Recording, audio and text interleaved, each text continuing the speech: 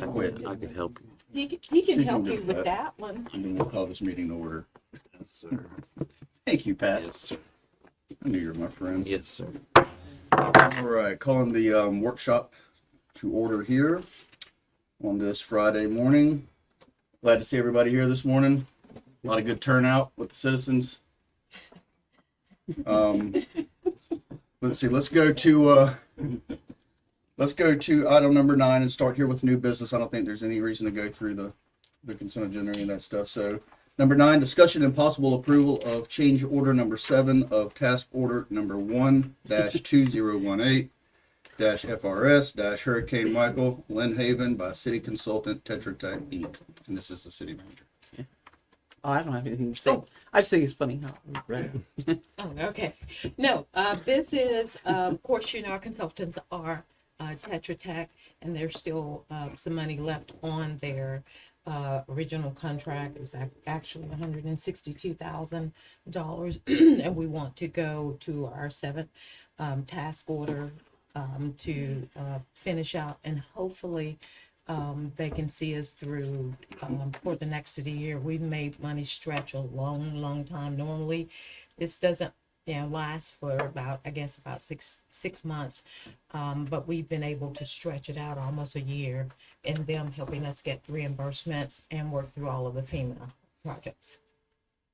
So will this get reimbursed by FEMA? Mm-hmm. Okay. Yes.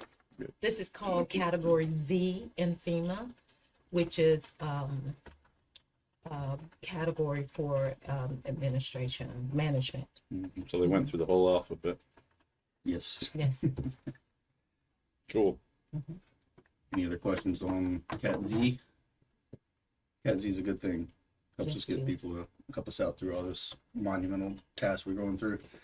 Well, if we have nothing else on number 9, we'll move on to number 10. Approval to accept the highest bidder for the commercial lease of 10-acre property at 925 Hatcher Drive. And this is CRA. Ben? Morning. Morning.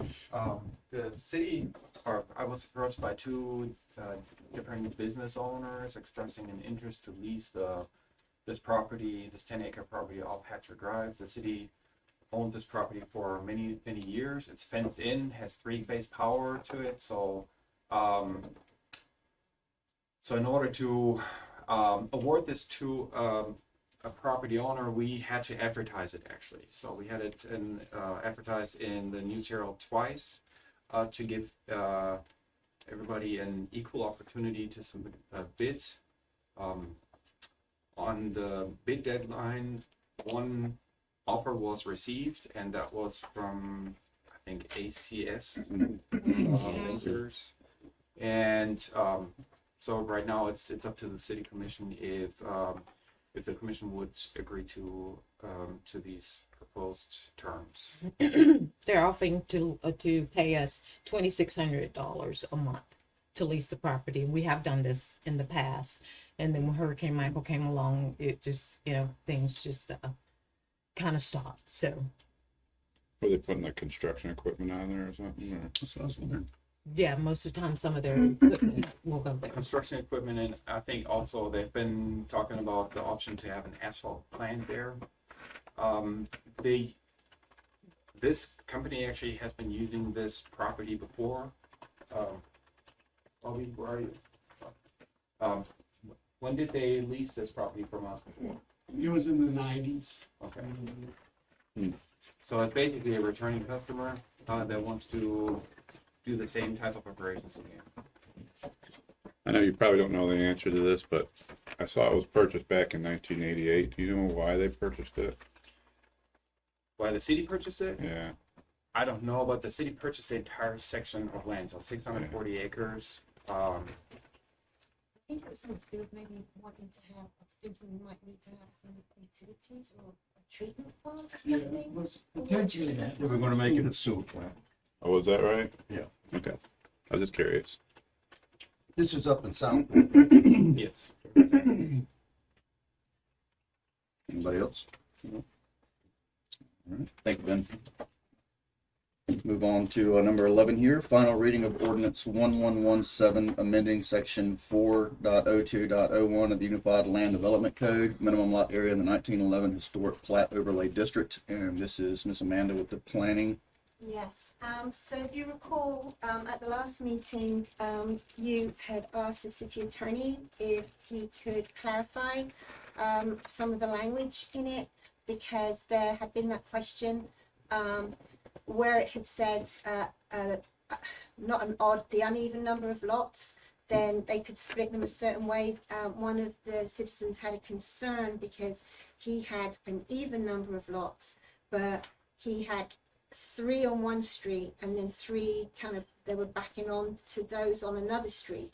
And so we said, well, what the way we would look at that would be that you would actually have 3 odd number on one street, so you could split those, and then 3 odd number on the other street. But he said the language doesn't say that, it's kind of ambiguous.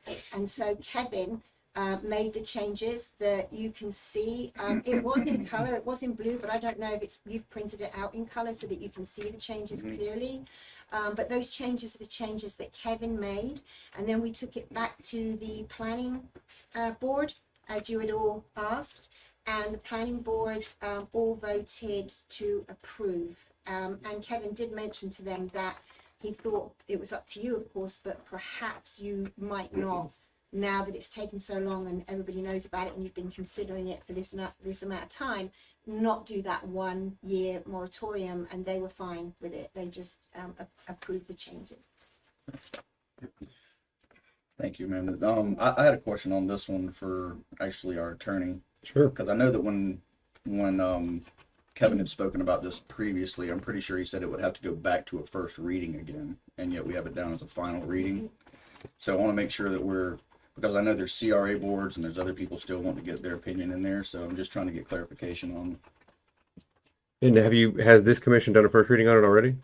It was written differently. Not with this language. Oh, okay, The yeah. Then title was the same though. the title was the Yeah. The same. title hasn't changed. So yeah, I actually asked Kevin this, Uh-huh. and he said there haven't been any substantial Okay, changes yeah. to the ordinance. It's just Right. been clarifying some language, Mhm. and there's been no change to the title, so it does not need to have another first reading. Yeah, as long as there hasn't been a substantial change to the one that you had first reading on, Okay. you can have a second reading and adopt. Okay. I just want to double check on that, make sure we're doing things that we're supposed to. So, do we have any other questions that anyone would like to bring up on this one? All right, well, let's go on to number 12. Final reading of ordinance. One quick Go question, ahead, yes, sir. because the jargon reads minimum lot area 7,500 with minimum lot width 50 feet. And then down on ordinance 965, it reads the minimum lot district is 7,500. The minimum lot width is 75 feet. So I can see where in the table it says 7,500 minimum lot with 50-foot width. Down here in the ordinance it says 7,500 square feet with 75 feet. The Where did minimum. you say 50? See where it says 7,500 Mm-hmm. and minimum lot. Where the hell did it go? Was it 965? 965 is the old one. Okay, 7,500 minimum Oh, we read 75 that. feet. That's the 2012 Yeah. version that this is fixing or clarifying. Yeah. Okay, so this is it's I mean, you still can It's have scratched a out, though. 50-foot lot. you know it's changed, but it still reads it should be 7,500 minimum width 50 feet, and then should be 1125 with minimum Oh, I see what you're talking about. 75 feet. You see on B there, Mhm. and it's changed to 7,500, but the minimum lot width for 70. It's there's a nuance in the table to reflect, but the wording of the ordinance doesn't reflect that table.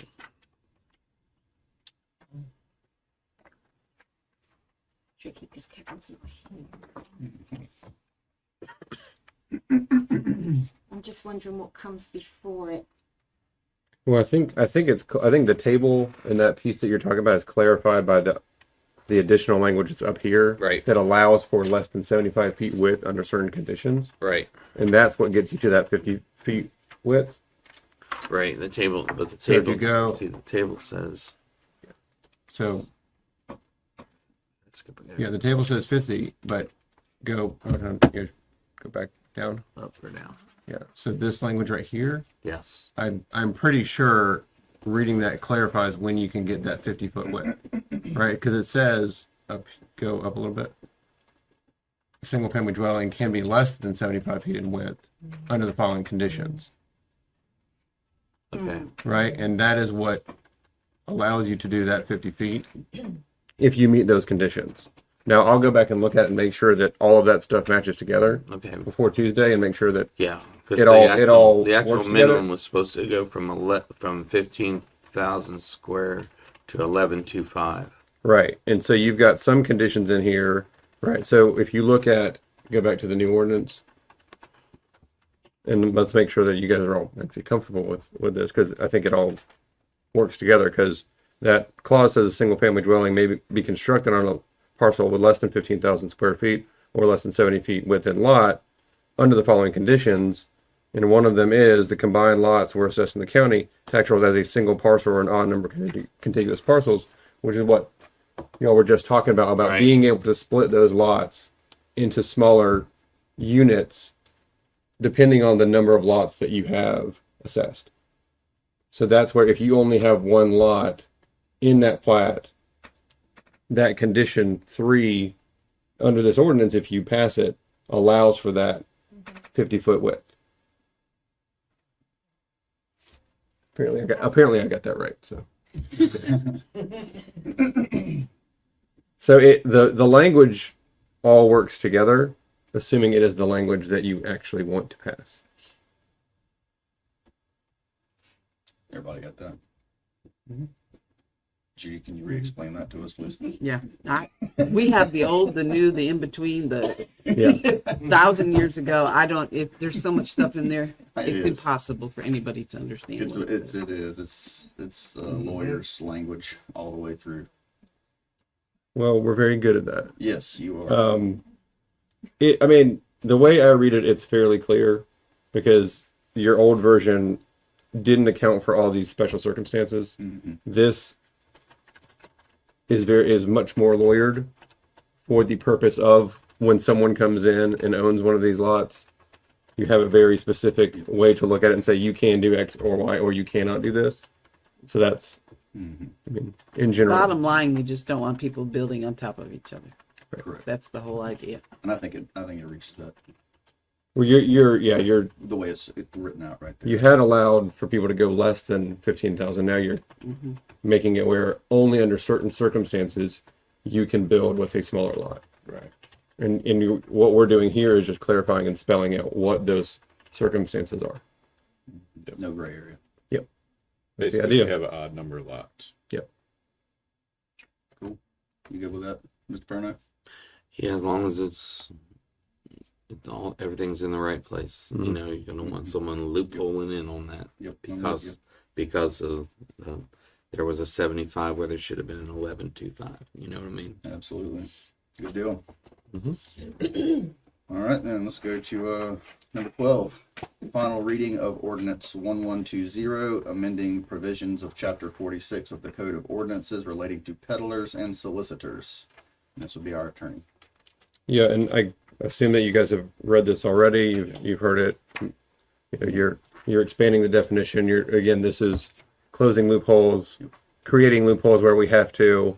The big piece is folding in the enforcement arm, so your code enforcement system can handle it, or you can have criminal penalties if it goes that far as well.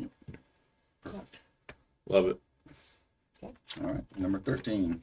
First reading of Ordinance 1121, amending Section 6.06.03 of the Unified Land Development Code, stormwater standards related to flood control facilities. This is a first reading only, so there's not going to be any action required on Tuesday for this. Well, do we have any questions on this one? This takes it to the 100-year frequency of events versus 25, right? That's exactly.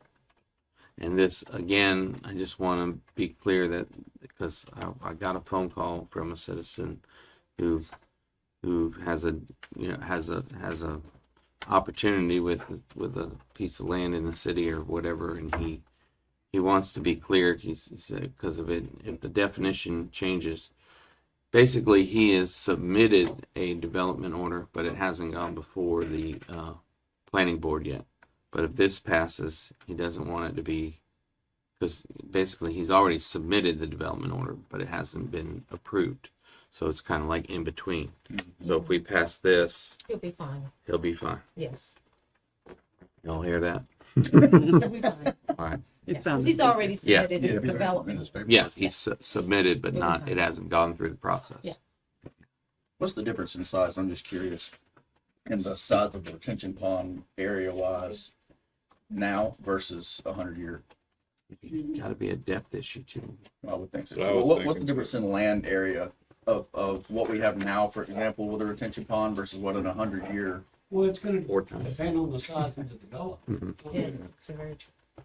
Well, yeah, that's true. I wouldn't think they go wider, they probably go deeper. Well, that's kind of Well, my question. Do it they will go? increase the width some too, What? but it depends how much impervious area they're trying to put on that lot. Right. You know, if it's Yeah, I understand if it's Walmart, it's different than if it's a gas station or and the whatever. Walmart was designed at 100 years. So that's a 100-year storm Yeah, pond over Walmart. there. Okay, gives me an Just idea. about anything that developed on 77 had to beat 100-year storm. Okay. So it can be done. It's just, they just won't be able to make the whole lot impervious. You know what I mean? They have to just reduce it. Thank you. Anything else on that one? All right, number 14, first reading of ordinance 1122, comprehensive plan text amendment, property rights element. The first reading only, no action required. Amanda, you want to come in and at least explain it to the commission? Yes, I don't know if you recall, but a couple of months ago, I brought a resolution to you. It was a transmittal resolution to send some language to the state. It's language that was required by the state because their statutes had changed. And as from, I think it was July the 1st, we were not allowed to adopt any more large-scale future land use map amendments until we had created a property rights element for our comprehensive plan, because we didn't currently have one. The rules are now that everybody, all the cities and counties in Florida have to have a property rights element, and the state actually sent us the language that we could use. We could have had alternative, but we just went with the language the state gave us. We transmitted that to the state, and then we heard back last week from the state that you can go ahead and adopt it. So this is the first reading of the ordinance that will be adopting a property rights element into our comprehensive plan. Did you guys look at that? Yeah. This is prompted by the state. Yeah, we're told to do it. Yeah, the state mandated it, and the state has rejected almost any alternative language that anyone has tried to propose to change this. There's some environmental groups have been trying to lobby the state to soften this language some, and it's all been No. no. Thank you. I just want to just talk here for a second, just to go back to the last agenda item and this one. We got to start looking, when you think about it, we got to start looking at like Circle K's going in. They have their own retention pond. I'm sure the lots next to it are going to be developed. They're going to have a retention. So as people develop, why are we making everybody have a little lake on their property when we could get? Bobby and I have spoke about this too before. We need a regional retention area somewhere in our city. You know what I mean? We actually applied for a grant for this, if I'm not mistaken, Ben. Yeah. And we're waiting. We reapplied for it actually. And With so I think it's like a Rails for Trails coming in and the opportunity to place that. We talked about, we met with the fellow from Northwest Florida Management, Water Management, and we have some opportunities within our city limits to make pretty good sized regional retention ponds, even make them a walking nature area, and so forth, and get it paid for, Yeah. So How much was that grant? We need to really look at that. It was a large grant that we applied for. $7 million that we, it's several million. Yeah, yeah. I want to say it was like 5.6, 5.7 for regional stormwater. So we would, yes. I think a pond is implementing this is an excellent idea. It's really efficient instead of having these little ponds all over the place, and over years they get overgrown anyway, and then suddenly the property owner puts a parking lot on top of it. So regional approach is definitely the better choice. Good, it's happening in the CRA. The challenge is the actual implementation. So let's say you build the regional stormwater pond and you create so much capacity. How do you charge the Circle K, the future commercial property owner? How do you make that connection? How will that water from Circle K actually go to that regional pond? And how do you determine the amount of money that proportion that property owner would have to pay for that regional pond? That's the challenge. But it is Right. some other, You would kind of know that, right? Or Well, you would know the capacity of the pond, and it'd be something like an impact fee. You know, if they're gonna buy capacity in that pond, you know what it costs to construct it. Yes. You know, they can pay for that percentage of it. It works really well if you can buy up if you can assemble a number of parcels. So if you know an area that is going to be up for redevelopment, you know, an older part, maybe the CRA, where there's some dilapidated buildings, and you just know looking forward that that's probably going to be an area that's going to be developed, then you assemble the parcels. The city would have to buy those parcels so that you could create the pond, but you know that the development is going to be surrounding the pond so that their stormwater will drain into the pond. Yeah. So you kind of have to look ahead at assembling like a big piece of land, like piecemeal until you've got it all, and then you encourage development around that pond so it'll drain in. well, we've identified two that exist in the city, and then if we work with DOT when we're doing rails for trails, we could probably get possibly two more, you know. So that's potentially four, Right. if you think about it. And boy, that's northeast, south, and west. Maybe we could place these around the city and have. Great. Mhm. Still, We've identified two here that already exist to a degree that it could be bigger.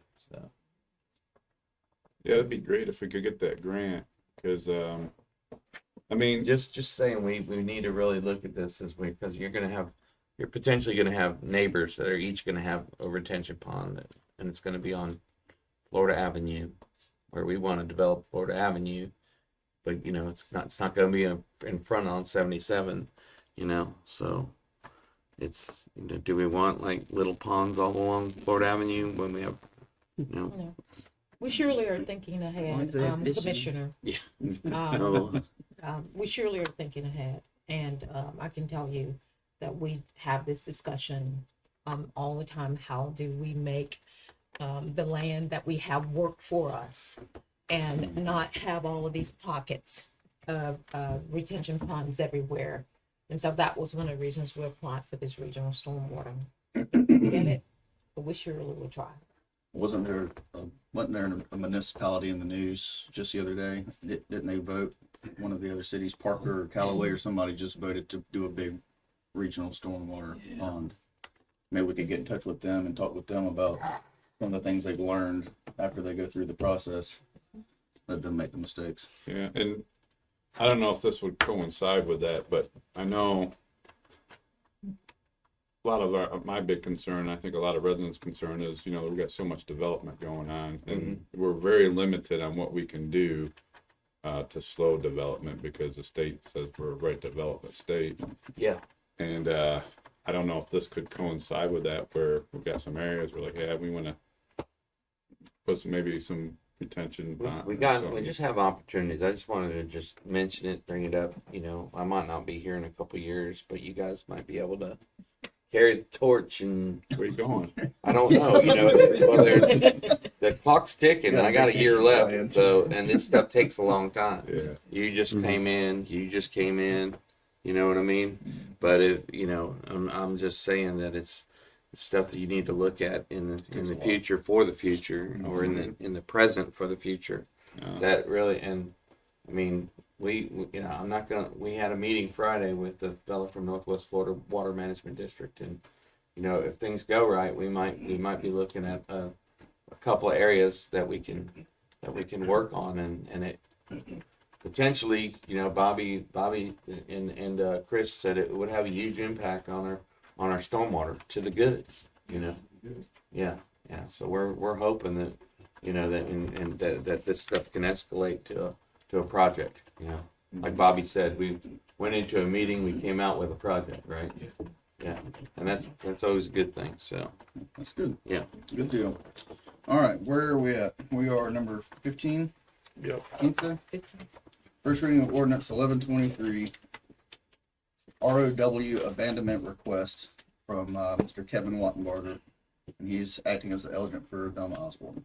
It's first reading, and there will be no action. Yeah, city attorney, you may want to just, because Kevin has been handling this, and Yeah. just update the commission on this. Yeah, I mean, I talked to Kevin. It sounds like, you know, the property owner right behind this piece has for basically half of the right of way along the railroad trail, and you know, from what I understand, staff doesn't have any objections to it. That's it. Is it along the railroad trail to the fuel depot?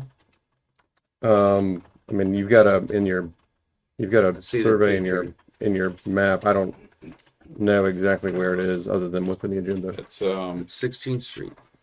Yeah, right there. it's where that stereo place used to be, right next to Yeah, that stereo off-the-wall source. sort of place. Yeah. Off the yeah. wall. So is it behind there? Yeah, it's behind there, yeah. Okay. I got what they're trying to do. Yeah, so it's just a half of that right away.